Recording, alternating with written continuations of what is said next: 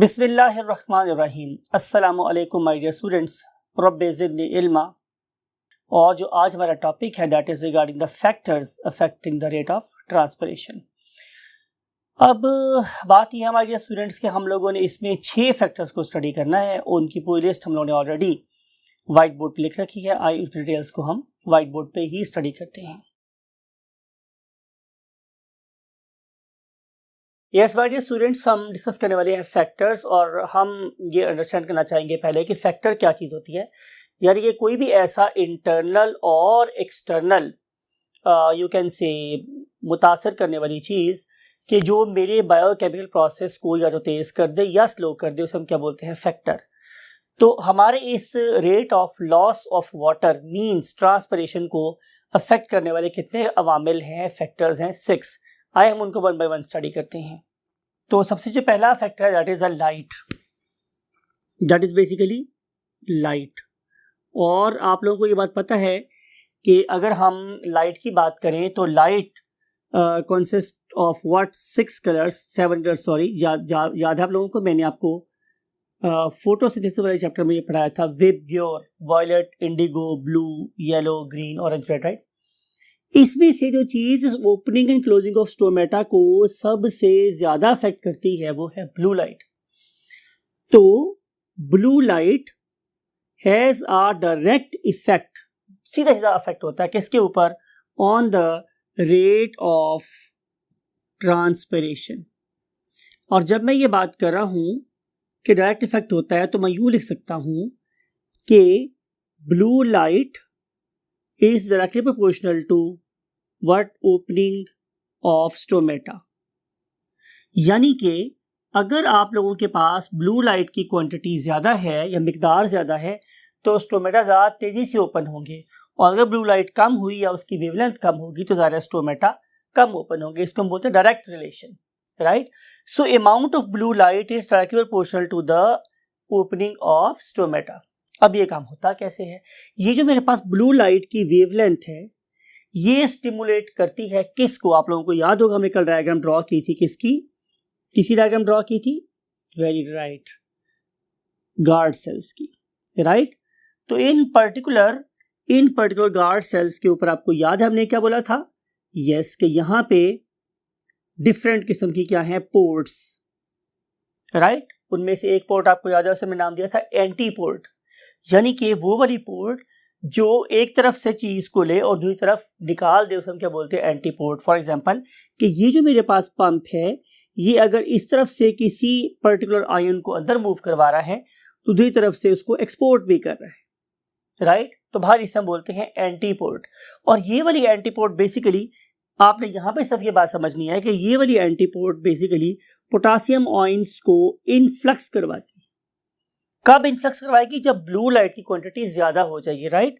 और ये increase concentration और amount of blue light stimulates the potassium pumps.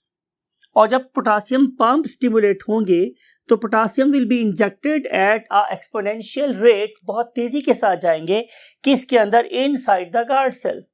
और उसके रिजल्ट में जाहिर है अंदर कंडीशंस कैसी हो जाएंगी, हाइपरटोनिक। हाइपरटोनिक का मतलब ये है कि इसमें सॉल्यूट बहुत तेजी से ज्यादा हो जाएगा और एज अ रिजल्ट आप लोगों के गार्ड सेल्स का इंटरनल ऑस्मोटिक पोटेंशियल, कौन सा, सॉल्यूट पोटेंशियल, और ऑस्मोटिक पोटेंशियल लो हो जाएगा, या समझ लें कि वाटर पोटेंशियल कम हो जाएगा। जब मेरे पास वाटर पोटेंशियल कम होगा तो सराउंडिंग में से बहुत तेजी से वाटर विल ज्वाइन, वाटर से चला जाएगा और it will something like the inflated tube, और इसकी इस तरफ की मूवमेंट की वजह से ये वाला सुराख प्रोड्यूस हो जाएगा जिसे हम नाम कह देते हैं स्टोमेटा और स्टोमा। लेकिन जब हमारे पास क्या होगा, सनसेट हो जाएगा तो कॉमन सेंस कि अब ब्लू लाइट एब्सेंट हो गई। ब्लू लाइट के एब्सेंट होने से there will be a what, inhibition, रुकावट हो जाएगी in activity of the potassium pumps, rather they begin to operate in reverse direction. और उसके रिजल्ट में अब जो पोटासियम है वो बाहर ना शुरू हो जाएगा। पहले पोटासियम अंदर जा रहा था और अब पोटासियम यहाँ से बाहर जाना शुरू हो जाएगा। उसको फॉलो करेगा वाटर, उसका टर्गर प्रेशर ड्रॉप हो जाएगा और एज ए रिजल्ट सारा ये वाला होल बंद हो जाएगा। तो सबसे बड़ा स्टिमुलेंट मेरे पास क्या है students, light wave blue wavelength, right? If light is present, stomata are wide open, and if light is absent, stomata will become flaccid, right? तो ये हो गया हमारे पास सबसे पहला फैक्टर। अब हम स्टडी करेंगे दूसरे फैक्टर को। दूसरा फैक्टर मेरे पास क्या है स्टूडेंट्स? टेम्परेचर। इसका भी एक डायरेक्ट रिलेशन है, टेम्परेचर का भी क्या है मेरे पास? एक डायरेक्ट रिलेशन है। मींस के increase in temperature, every Celsius increase in temperature is directly related with the opening of stomata। कि जूं मेरे पास टेम्परेचर बढ़ता चला जाएगा तो स्टोमेटा का साइज भी बड़ा होता चला जाएगा, राइट? आपने ये बात पहले भी पढ़ रखी है एंजाइम वाले टॉपिक में भी कि for every 10 degree Celsius rise in temperature rate of photosynthesis become double. जब मैं रेट ऑफ फोटोसिंथेसिस को डबल कर रहा हूं तो जाहिर है मेरी CO2 की डिमांड भी डबल हो जाएगी। तो अगर मैं अपनी CO2 की डबल डिमांड को पूरा करना चाहता हूं तो मुझे स्टोमेटा के होल को भी डबल ओपन करना पड़ेगा, राइट? तो ये वाला प्रोसेस चलता रहता है कब तक? Up to 40 degree Celsius, right? 40 degree Celsius तक की रिलेशन बिल्कुल ऐसे ही चलेगा। आप लोग इस पर्टिकुलर एनिमेशन को देखें, ये हम पहले एनिमेशन यूज कर रहे हैं। इस पर्टिकुलर एनिमेशन में हमने एक आप लोगों के लिए ग्राफ बनाया है जिसके एक्स एक्सिस पे हम लोगों ने क्या लिया हुआ है? टेम्परेचर। First 10, then 20, 30, 40 and 50। और जो मेरे पास वाई एक्सिस है उसमें हम लोगों ने क्या लिया हुआ है? Rate of photosynthesis. आप देख सकते हैं कि अगर मेरे पास पहले 10 डिग्री सेल्सियस में कितना अमाउंट ऑफ ग्लूकोज प्रोड्यूस हो रहा है, जस्ट फॉर एग्जांपल 1 ग्राम, तो 20 में कितना हो गया? 2 ग्राम, 30 में कितना हो गया? 4 ग्राम, और 40 में कितना हो गया? 8 ग्राम। आपने देखा कि हर 10 डिग्री सेल्सियस राइज पे जो अमाउंट ऑफ ग्लूकोज प्रोडक्शन है वो डबल हो रही है, right? Therefore graph is not linear, rather it is ascending very sharply, बहुत तेजी से ऊपर जा रहे हैं बिकॉज कि जो रेट ऑफ फोटोसिंथेसिस है वो हर 10 डिग्री सेल्सियस पे डबल हो रहा है। लेकिन क्या ये प्रोसेस चलता ही रहेगा? तो answer is no. This process continues maximum up to 45 degree Celsius. Although it is not constant, ये डिपेंड करता है कि ये वाला प्लांट किस स्पीशीज का है, कौन सा एनवायरनमेंट का है, राइट? हर प्लांट का अपना एक ऑप्टिमम टेम्परेचर होता है। उस ऑप्टिमम टेम्परेचर पे जाने के बाद क्या होगा? आप देखें कि बहुत तेजी से रेट ऑफ फोटोसिंथेसिस ड्रॉप हो रहा है। उसकी क्या रीजन है? उसकी रीजन है क्लोजिंग ऑफ द स्टोमेटा। अब सवाल ये है कि स्टोमेटा क्यों क्लोज हो गए, राइट? सवाल ये स्टोमेटा क्यों क्लोज हो गए? तो इसका आंसर हमारे पास है हमारे डियर स्टूडेंट्स कि इस पर्टिकुलर स्टोमेटा को ओपन करवाने में टेम्परेचर का जाहिर एक रोल था, राइट? और ये टेम्परेचर बेसिकली जाहिर है कब ज्यादा होगा? In a bright sunny day, right? तो जब हमारे पास दिन बहुत रोशन होगा, टेम्परेचर डेफिनेटली हाई होगा। एक तो फैक्टर आपको पता ही है कि हमारे पास लाइट का भी था कि ब्राइट डे में ब्लू लाइट ज्यादा होगी और टेम्परेचर डेफिनेटली एंजाइम्स को एक्टिवेट करने में हेल्प कर रहा होगा। ये दोनों चीजें मिलके रेट को बहुत ही से क्या कर रही है? इंक्रीज कर रही है। लेकिन देखने वाली बात ये है कि 45 डिग्री सेल्सियस तक पहुंचने के बाद क्या हुआ? वो वाला टेम्परेचर जो इस प्रोसेस को फेवर कर रहा था अब उसके अगेंस्ट चल गया। ऐसा क्यों हुआ? आंसर ये है कि अगर आप लोग अपनी बुक को देखेंगे तो आप लोगों की बुक में एक येलो बॉक्स गिवन है। उस येलो बॉक्स में उसने एक कॉज लिखी है कि 45 डिग्री सेल्सियस टेम्परेचर ऑब्टेन हो जाने के बाद, 45 डिग्री सेल्सियस टेम्परेचर ऑब्टेन हो जाने के बाद अब प्लांट को एक थ्रेट होना शुरू हो जाता है and that particular threat is excessive loss of water. मुमकिन है प्लांट बॉडी में से इतना वाटर लॉस हो जाए कि प्लांट विल्ट हो जाए। उस पर्टिकुलर थ्रेट को फेस करते हुए ये वाला प्लांट रिलीज करता है एक स्ट्रेस हार्मोन। आपको पता है ना, आप लोगों की बॉडी में आप आराम सुकून से बैठे हो तो अचानक कोई बंदा आपके पास आके जोर से बोले, राइट, बहुत साइलेंस जोर से आप बोले तो आप लोगों का दिल बहुत तेजी से धक धक करना शुरू कर देता है because due to stress hormone and that very stress hormone is adrenaline in your case. अब प्लांट के केस में किस हार्मोन को हम स्ट्रेस हार्मोन बोलते हैं कि that can really protect the plant body? तो answer is abscisic acid, we call it as ABA, right? ABA ABA. आपको पता है ना अब्बा जी का बड़ा स्ट्रॉन्ग रोल होता है घर में, तो ये अब्बा जी यहाँ पे बहुत स्ट्रॉन्ग रोल प्ले कर रहे हैं इवन, मैं बड़ी इंपॉर्टेंट बात कर रहा हूं कि इवन दो बड़े स्ट्रॉन्ग फैक्टर्स प्रेजेंट हैं, one of them is light, other one is decreased concentration of CO2, but still ABBA has got its own rule. This abscisic acid will override the two very strong factors, जिसमें से एक मेरे पास क्या था light और दूसरा मेरे पास क्या था टेम्परेचर, और उनके बैड इफेक्ट्स को नलीफाई करेगा। नलीफाई किसका करेगा कि वो उस पर्टिकुलर ऑर्डर को कैंसिल कर देगा। कौन सा ऑर्डर दिया था? लाइट ने ऑर्डर दिया हुआ था, ऑर्डर दिया हुआ था हाई टेम्परेचर कि तुम उन दोनों के ऑर्डर को कैंसिल करो। अब सू मोटो ऑर्डर दे रहा chief, you can say chief justice of Pakistan, और वो कौन है? ज़ाहिर है एब्सिसिक एसिड, और वो पुराने तमाम अहकामात को कैंसिल कर देगा और अपना रूल, अपना हुक्म सादर फरमाएगा। वो ये है कि please stop the injection of what potassium ions into the guard cells, और जब गार्ड सेल में पोटासियम आयन नहीं जाएंगे बल्कि जो पहले से प्रेजेंट है वो बाहर निकलना शुरू हो जाएंगे, तो डेफिनेटली वाटर भी उसके पीछे पीछे निकल जाएगा, और इस तरह से ये process means opening of stomata वाला बंद हो जाएगा, राइट। तो इस तरीके से although temperature is showing a positive effect, but after 45 और above 45 डिग्री सेल्सियस ये जो सिस्टम है ये क्या हो जाता है? रिवर्स हो जाता है, और इसको प्रिवेंट करने की सबसे बड़ी वजह यह है कि प्लांट डिहाइड्रेशन से बच जाए। Now we want to move to the third factor, that is the concentration of CO2। Factor number 3, concentration of CO2 या concentration of carbon dioxide। Carbon dioxide इसके बारे में आपको बता रहा हूं, एक रूल वो ये है कि concentration of CO2 is inversely proportional to the opening of stomata, right? इसका क्या मतलब हुआ? इसका मतलब ये है कि अगर आप लोगों के पास CO2 की कॉन्सेंट्रेशन ज्यादा हुई तो स्टोमेटा क्लोज हो जाएंगे। इनवर्स रिलेशन है ना, इनवर्स रिलेशन है। अगर ये ज्यादा हुई तो ज़ाहिर है इनके डायमीटर कम हो जाएगा, बंद हो जाएंगे, और अगर मेरे पास CO2 की कॉन्सेंट्रेशन कम हुई तो फिर जो स्टोमेटा हैं they will become wide open, ये बहुत ज्यादा ओपन हो जाएंगे। अब आपको ये अंडरस्टैंड करना है कि CO2 की कॉन्सेंट्रेशन ज्यादा कब होगी? जाहिर है जब प्लांट बॉडी में फोटोसिंथेसिस का रेट कम हो जाएगा और रेस्पिरेशन का रेट ज्यादा हो जाएगा, राइट। फोटोसिंथेसिस का रेट कम हो जाए या खत्म हो जाए और रेस्पिरेशन का रेट उसको डोमिनेट कर जाए तो जाहिर है ये प्रोसेस कब होगा? रात में। तो आपका क्या ख्याल है, रात के टाइम स्टोमेटा को ओपन होना चाहिए? नहीं, इसलिए क्लोज है, राइट। तो हम बात ये कर रहे हैं कि जो ही कॉन्सेंट्रेशन ऑफ CO2 इंक्रीज होगी it will stimulate, common sense इसको स्टिमुलेट करेगा, reverse activity of the potassium ions को। वो कहेगा कि आप potassium ions please go out of the guard cells. तो जब गार्ड सेल में पोटासियम आयन बाहर निकल जाएंगे तो उसको फॉलो कौन करेगा? वाटर, और as a result this particular stomata will become flaccid, और जब वो फ्लैसिड होगा मींस उस पर अगर प्रेशर खत्म हो जाएगा तो स्टोमेटा कैसे हो जाएंगे? क्लोज।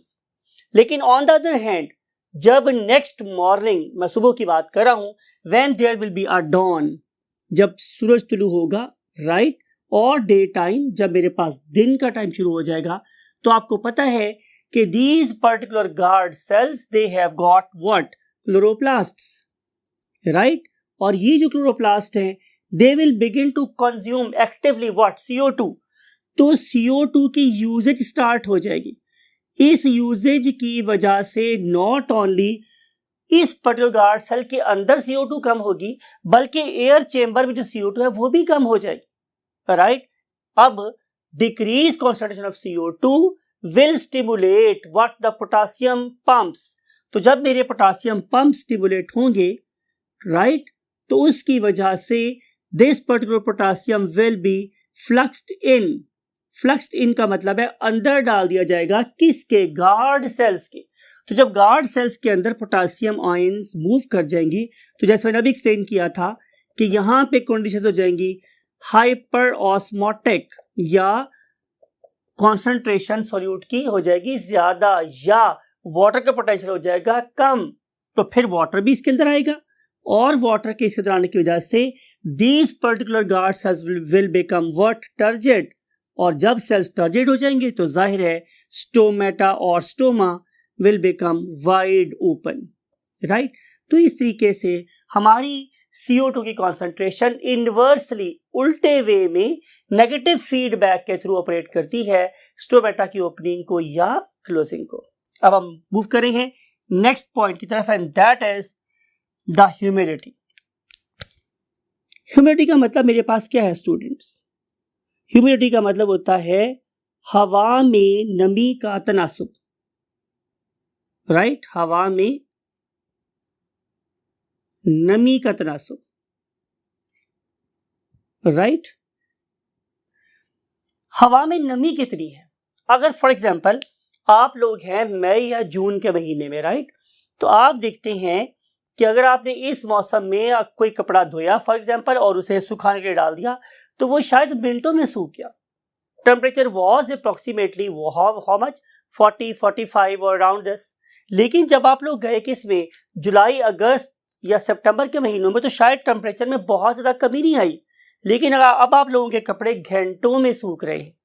कैन यू गेस किसी रीज़न क्या है, राइट? तो इसका आंसर मेरे पास ये है कि आप लोग जब जून जुलाई के महीने में, जब आप लोग मई जून के महीने में होते हैं, हम अपने पाकिस्तान की बात कर रहे हैं, तो जो हमारे मई जून में हमारे यहाँ पे क्या होती है, बहुत ज़्यादा शदीद गर्मी होती है, शदीद गर्मी।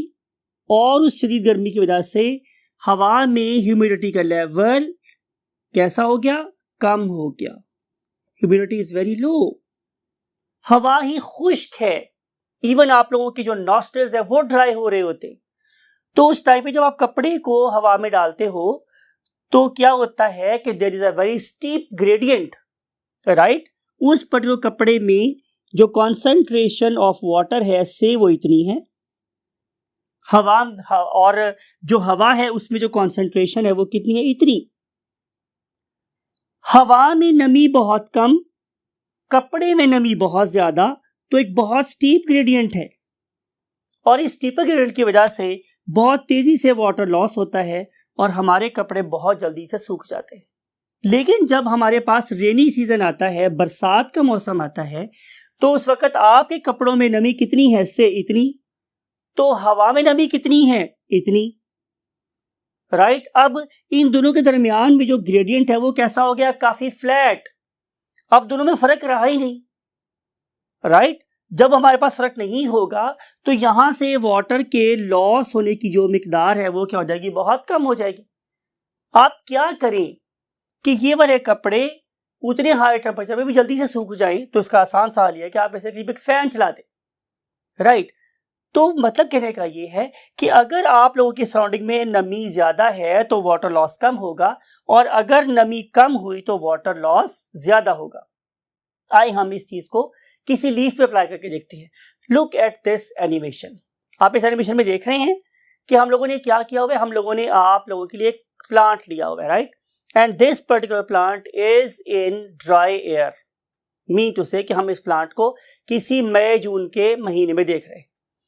लुक एट दिस के बाहर जो हमारे पास वाटर मॉलिक्यूल्स हैं, दे आर वेरी स्कार्स और नेग्लिजिबल, ना होने के बराबर है। तो जितना भी वाटर मेरे इन पर्टिकुलर मेसोफिल सेल्स में से लॉस हो रहा है, it is readily moving out due to a very very steep gradient, right. लेकिन जब मैंने इसी प्लांट को, इसी स्पीशीज के प्लांट को कहाँ रखा? यस, बरसात के मौसम में। तो आप देख रहे हैं कि जो वाटर के मॉलिक्यूल्स बाहर निकल रहे हैं वो आसानी से मूव नहीं कर रहे। रीजन कि ऑलरेडी हवा में बहुत ज्यादा वाटर के मॉलिक्यूल्स हैं, राइट। तो ये जो ऑलरेडी प्रेजेंट वाटर के मॉलिक्यूल्स हैं, even they are trying to make a blanket around the stomata that further reduces the loss of water. तो इसका मतलब ये होगा कि हवा में नमी का तनासुब डायरेक्टली रिलेट करता है किसके साथ? लॉस ऑफ वाटर के साथ। कि अगर हवा में नमी ज्यादा होगी तो वाटर लॉस कम होगा, और अगर हवा में नमी कम हुई तो वाटर लॉस ज्यादा होगा। इसका मतलब ये इनवर्स रिलेशन है, right. There is an inverse relation between the humidity and rate of loss of water. जैसे मैं भूल गया हूँ, शायद आप भी भूल सकते हैं, इसलिए मैं चाहता हूं कि मैं आप लोगों को मैथमेटिकल फॉर्म में लिख दूं कि humidity is inversely related to the transpiration. अब मेरा ख्याल है कि आप भी नहीं भूलेंगे और मैं भी नहीं। राइट, अब हम मूव करते हैं नेक्स्ट फैक्टर की तरफ, and that very next factor is wind. Factor number 5। Wind क्या होती है माय डियर स्टूडेंट्स? बड़ी सिंपल सी बात है,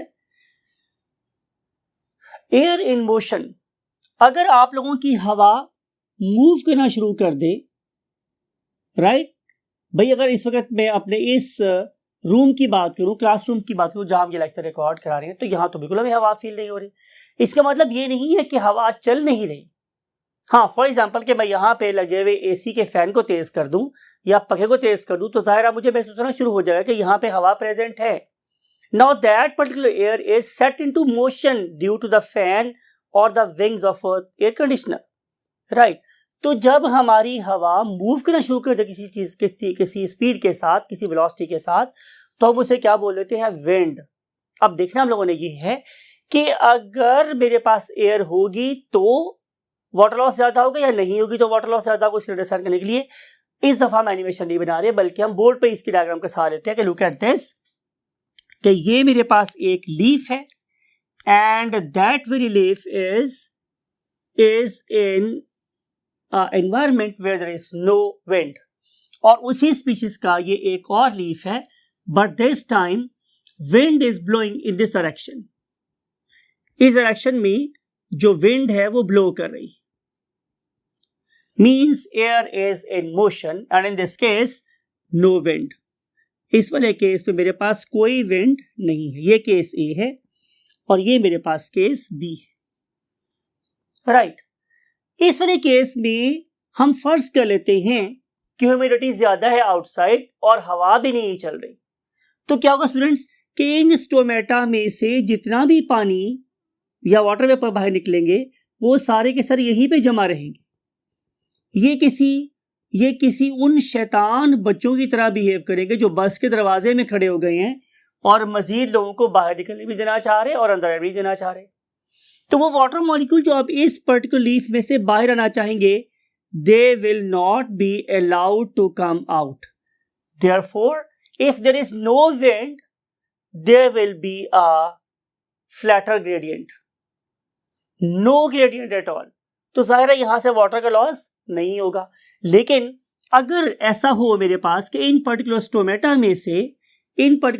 में से जो ही वाटर के वेपर्स बाहर आए,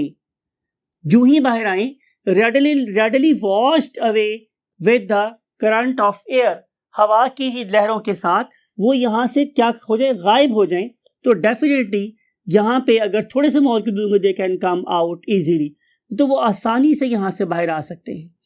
तो आपको बात समझ आई होगी जो हम लोगों ने प्रीवियस फैक्टर की दफा भी डिस्कस की थी कि बरसात के मौसम में हमें पसीना ज्यादा क्यों आता है।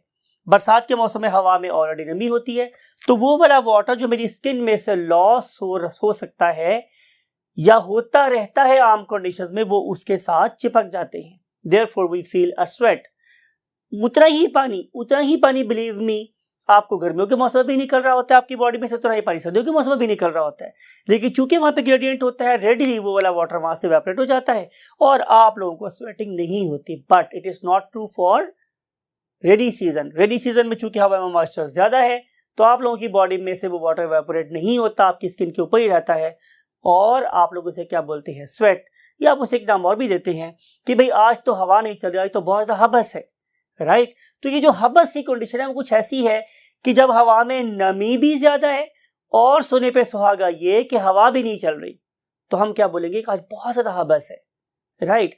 सो if wind is there, rate of loss of water will be high, and if wind is not blowing, rate of loss of water, mean rate of transpiration will be very low.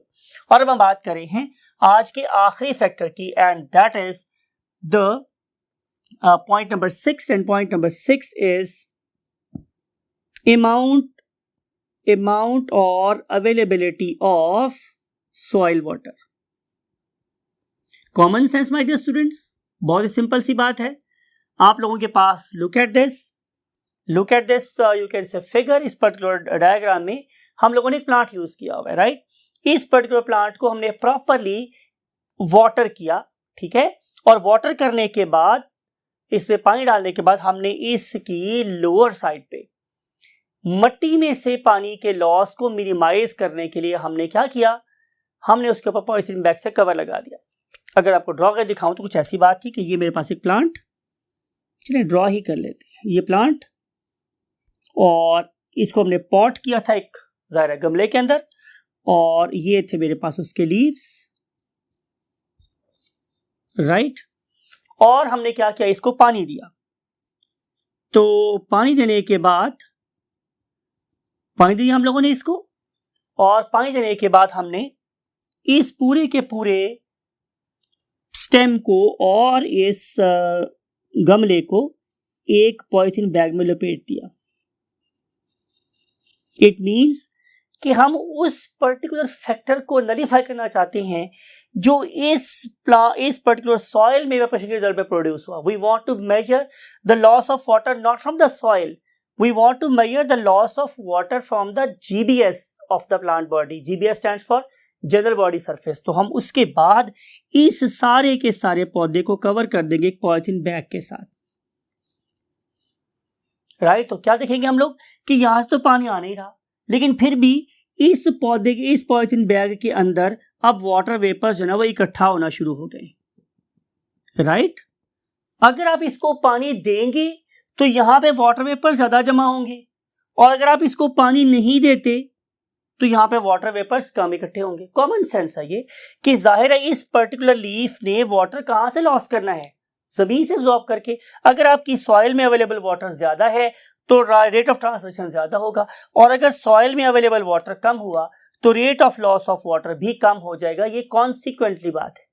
तो इस particular चीज को भी कि मेरी soil में कितना water है प्लांट प्रॉपर सेंस करता है, और सेंस करने के बाद अकॉर्डिंगली रिस्पॉन्ड कर रहा होता है कि मुझे अपने स्टोमेटा को कितना ओपन करना है या कितना कम करना है, right. So these are the factors that can affect the rate of transpiration. और ऐसा भी हो सकता है कि अगर आप इस पर्टिकुलर प्लांट को पानी ना दें तो पहले ये वाला जो प्लांट है ये पहले साइन शो करे विल्टिंग के, मुरझाने के, और अगर इसके माली को या आप लोगों को तब भी शर्म नहीं आई तो ये पौधा आपके जुल्म साथे साथे मर जाएगा, राइट। तो ये है वो वाले अवामिल, वो फैक्टर्स कि जो किसी पौधे के रेट ऑफ ट्रांसपिरेशन को कंट्रोल करते हैं। इसके बाद हम नेक्स्ट टॉपिक स्टार्ट करेंगे। Next topic will be what the translocation. और ट्रांसलोकेशन का मतलब ये है कि हमारे प्लांट में प्रोड्यूस होने वाले फोटोसिंथेटिक प्रोडक्ट्स वो प्लांट बॉडी में कैसे कैसे मूव करते हैं, और उसको हम आप लोगों से मुलाकात करेंगे नेक्स्ट लेक्चर में। और अगेन जैसे मैं हमेशा बोलता हूँ कि आप हमें भी अपनी दुआ में याद रखिएगा, और अपने ग्रेट पेरेंट्स को भी अपनी दुआ में याद रखें, उनकी बहुत खिदमत करें, और अगर आप लोगों को इसकी हिम्मत और तौफीक भी अता फरमाए। और अब मैं चाहूँगा आपसे इजाज़त। अल्लाह हाफिज़।